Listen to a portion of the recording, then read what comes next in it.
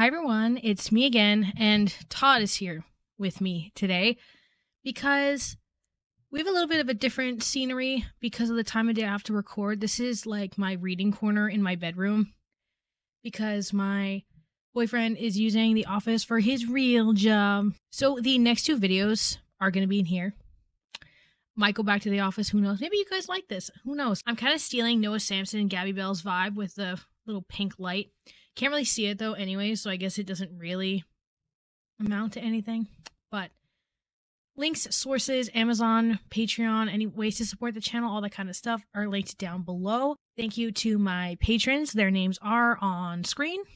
And let's get right into it. So today we're going to seemingly begin to unpack what looks like the collapse of the Twitch platform as far as the environment goes between streamers.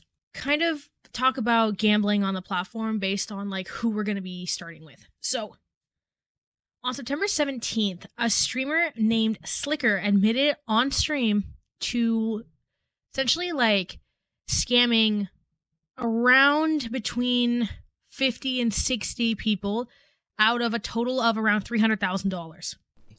Keep a little bit for myself, gamble the money. See if I can win and maybe owe people back with that money. I lose that money. Exactly what I thought. I don't know what to do. Then I ask someone else, hey, can you give me 500? That is exactly what we were all speculating. Unlucky. This is not a man. These gambling sites you're witnessing, which he claimed that he would be borrowing money from them and then didn't pay it back, and instead gambled the money that they were giving him.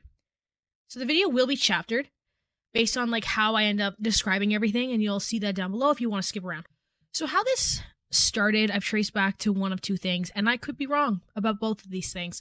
That's something else we have to kind of preface with this video, is so much of it kind of came out at once. It came out from a bunch of different places that I had trouble kind of figuring out where the stuff actually came from. It either came from other streamers mentioning it on Twitter or r/livestream fail. If the stream wasn't the first point of addressing it, the times I'm having trouble dissecting, but regardless, all the stuff came out on the 17th of September. So Sliker admits on a 20-minute live stream to asking for money from fans, mods, and other streamers, into which he states typically that his banking information has been locked and he needs help until that time, with typically a different sob story in between each one of the events, and often is asking for people's ages and giving some context to certain things, despite never really paying anybody back. One streamer by It's Luke AFK actually says that they have given Sliker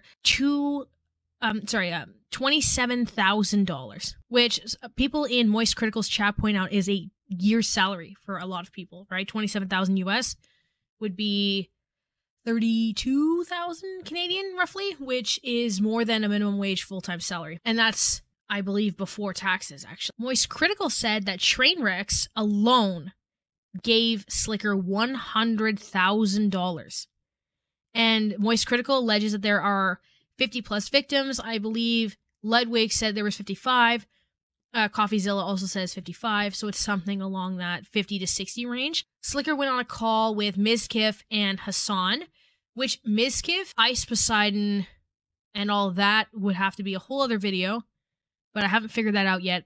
Like I said, the next little while on the channel might be me dissecting Twitch stuff, just because it's such an absolute disaster, because that's just been absolutely wild. Sliker went on a call with Mizkif and Hassan. This was live streamed, I believe, both on Hassan's and Mizkif's streams. He went on to say that he admits to borrowing the money. Hassan and Mizkif are kind of giving him suggestions on how to proceed forward and what to do and to continue. And Hassan is very critical that Sliker's still using language like he borrowed money. But all the money that you've stolen from people, yeah, of course, going to be too much work. What the fuck do you mean? I wanted to say that to every person that I borrowed from, I want to say I deeply apologize. I feel a bit better, but I'm still You're still saying borrowed. You're still using language as though you're you always had the intention of paying it back. Step one is I did. I know you won't believe that. I know. No one will. I always did. I always had my intentions to try and pay these people back on my mom's life. Okay, I can't say that. I'm sorry. You got to stop saying on your mom's life. I know. But I'm not lying. I mean it. I'm not lying. I mean it. My intentions were to pay these people back. No. And Sliker still seems very apprehensive to any responsibility besides the fact that he's responsible for having the gambling addiction. Hassan then pressures him into, not pressures him, tries to guide him into the concept of going to rehab and telling his father. And Sliker won't do that and has a lot of hesitance of just getting help. This has been a very contentious point in the reality of this whole situation. It's because we're talking about gambling here, right? And Twitch has been famous for a lot of slots and gambling shows or streams with people like XQC and Ludwig. And interestingly enough, I grew up about 2.5 hours northeast-ish of XQC. And I'm from the same province as XQC. I speak French too, just like XQC. It's just XQC's first language is French and my first language is English, that's why we don't sound the same. But that accent, I know how to do. My whole family sounds like that. It's just interesting seeing all of these interactions and the way that companies like Stake work as an entity. So with Sliker scams being recorded and traced on the r/livestream fails subreddit and people seeing what's going on, they're tracing back the gambling addiction, and Sliker admits that it comes from CSGO skins or knife boxes or whatever. In the same way that you found yourself. Okay, so this is how it all started. Back in 2016, CSGO Lounge came out. You could gamble skins on the website. I gambled that long, man. Oh, I'll tell you. Wait, I gambled skins on the site, and I enjoyed it. I was too addicted to it and shit. And then it came to the point where I found out you could gamble with money. Play with $50. I wasn't rich. I wasn't a streamer or anything. I used to work a normal job. Used to. Well, I'll be soon as well. But yeah, I used to gamble like $50 to $100. I used to borrow from my managers. I would borrow from. I used to gamble from that. I saved. I remember I placed a bet. And I won big. I won from £200. I won 6,000. And then I gave it to my dad. Then I took it from my dad and then gambled that and lost it all. And then I eventually stopped. My sister got mad at me. She shouted at me and she said, "Continue, I'll tell Baba." So I said, "I don't know how." She said, "Call up your bank and let them freeze your account. The only way we can access it is if I'm next to you and I have your card, so you can't do shit." And then I was like, okay, done that, stopped gambling. And eventually I came back. Like, she thought I would stop and got over it. And I wouldn't tell her. I went back into it. It went into streaming and it became even worse. I'd put in more and more and more. I'm saying that with confusion because, one, I've seen a little bit of a difference in how it's described. And also, I don't understand how CSGO gambling works. I didn't even know that you could gamble in-game purchases. Is that what it is? Like, I didn't have internet till 2017, and then that was like a huge thing a bit before that. So that's just like the whole awareness. CSGO gambling, no idea. Don't know how that works. XQC and Trainwreck, both famous for gambling on Twitch. Well, XQC, and they were famous before that, but like this is what they're doing a lot of right now anyways, are pitching on splitting it 50-50. But then now, well, that's what Moist Critical said, but then Ludwig in a video said him and XQC are going to split it but they have to trace and figure out the proof first, which would then mean that Sliker needs to release all of, I would assume, the PayPal receipts. And Hassan's pushing him to put in the work. Sliker is like, "Oh, well, it's going to be so hard." And Hassan brings up the valid point that, well, it was pretty hard to DM people every single day for money. So that seems to be what's been going on with Sliker. As of yesterday recording this, September 20th, Twitch actually banned roulette and slot gambling on the platform, but still allows things like poker and blackjack and sports gambling. Which is interesting because Sliker was a sports gambler, gambling on apparently tennis and golf games. Because now I want to talk about the atmosphere of gambling online, right?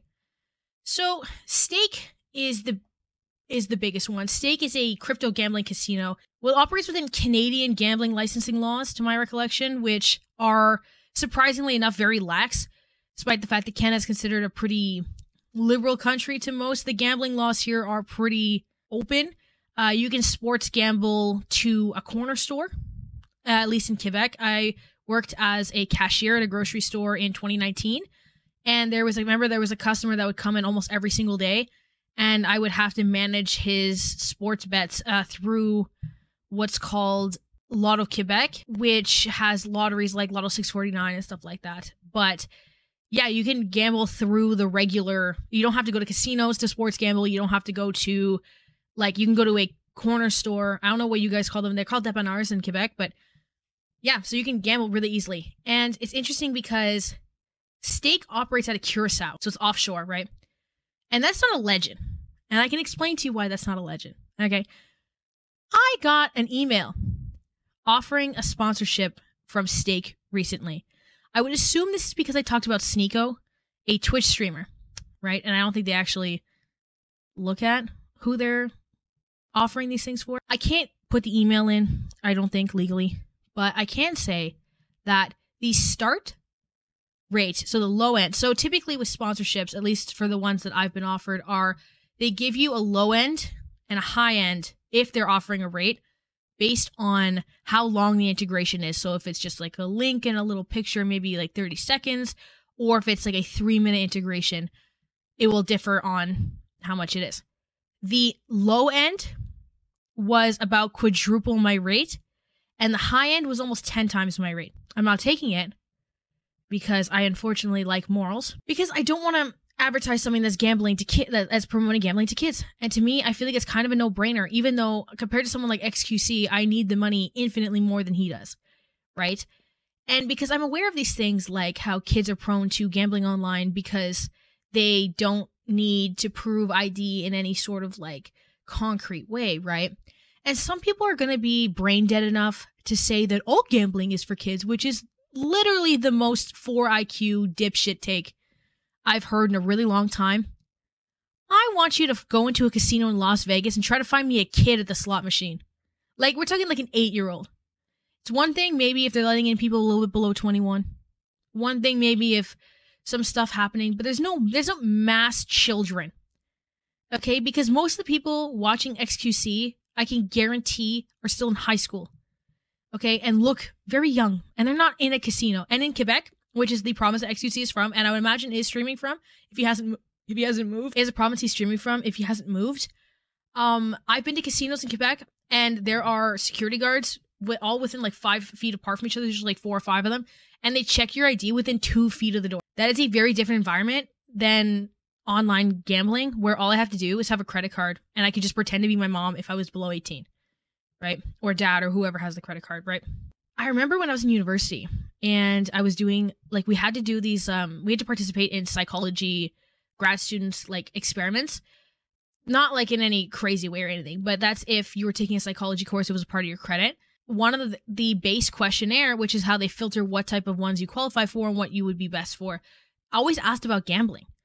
And I actually asked one of the students in the last one that I was in about, like, why they always asked about gambling. And they said, oh, university students are, or at least in this school, are very, very prone to gambling. And a lot of people here have gambling addictions. And I was like, what? Because in my head, after working at the corner store, when I was selling like things like lottery tickets, scratchers, that kind of stuff, it was always like older people. And they said, no, people are really into sport gambling. Young people love gambling on video game tournaments, on sports, on just different activities online.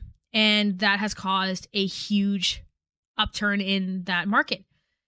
And I was like, oh, interesting. Because I don't think I've ever gambled ever. I don't even think I've put my own money on a lottery ticket. So I know my mom got me one for my 18th birthday. It's kind of just something that people do. And I remember when I worked at the gas station, I would convince people to get group tickets instead of a bunch of single tickets, because the group tickets, you could usually get something out of them.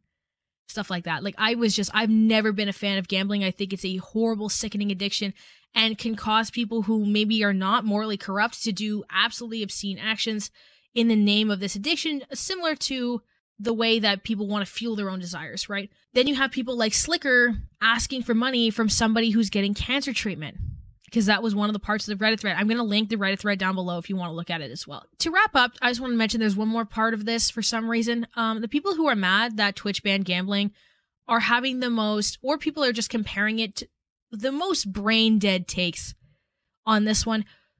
For some reason, they're comparing it to hot tub streams. For one, if you want to argue about the concept of a pornography addiction, it does not have 1 in 5 people commit suicide. Point 1. Point 2, Amaranth isn't sitting there with this, promoting this constant dopamine cycle of slot machines or sports or anything like that. And it's not requiring essentially a environment of throwing tens of thousands of dollars at something. Amaranth does not have a rampant addiction that is and we're talking about Amaranth because that's like the most famous one to my recollection, but or Pokemon. No, Pokemon doesn't do hot tub streams, but you know what I mean? Like the women, the Twitch women, the women be naked shit.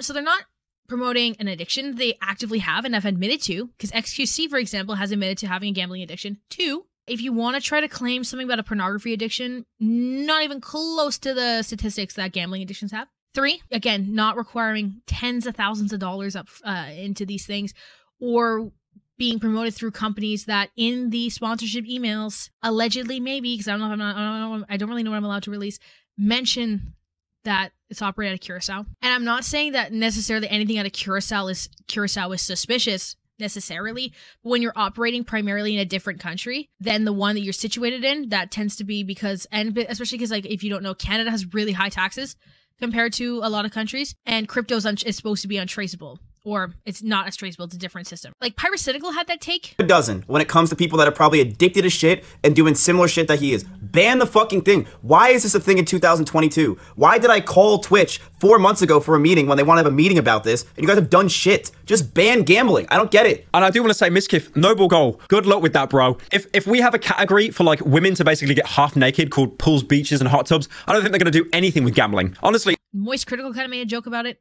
And, Aiden Ross, coping, made a tweet. There's like, people can get fucked on Twitch, but you can't gamble. Brain dead. Brain dead take. That's all. Like, so that's just the gamblers coping. Pyrocynical said that he's going to release a video soon about the Twitch ban and gambling. I'm curious what he has to say. I think the men on Twitch are just frustrated that they can't capitalize on, their body in the way that women can, I guess. Because they're capitalizing on an addiction instead, and they're like, these are the same. Very strange. But yeah, shorter video, I think. To conclude, there's so much more going on Twitch. I think I want to try to get a video at some point, about the twit longer on Minx, XQC, and his ex-girlfriend, the Ice Poseidon Miskiff thing. Also, there's something with chess I don't really understand. Lots of content coming. I have another video I'm going to record today on something completely different that I'd already scripted before I saw what everything was going on Twitch. Suggest content down below. Let me know what you want me to talk about. Links, sources, Amazon, Patreon, all that kind of stuff. Linked down below. Ways to support the channel, anything I'm affiliated with, as well as a wish list of books that I don't want you to buy. Like, those are not for buying necessarily. They're just there, like the books I kind of recommend. And an email to suggest content if you want a little bit of a longer form type thing, or if somebody who's not steak wants to sponsor me. So you guys have a great day, and I'll see you when I see you. Bye! XQC Reviews is back with the Tim Hortons. Did sausage wrap farmers? Did ice cap? Dude, chat, weird. Dude, the paper straw makes me taste like I'm drinking on garbage. Garbage. Oh, dude, chat, this is wang bang zang tang. What? Dude, 9 out of 10.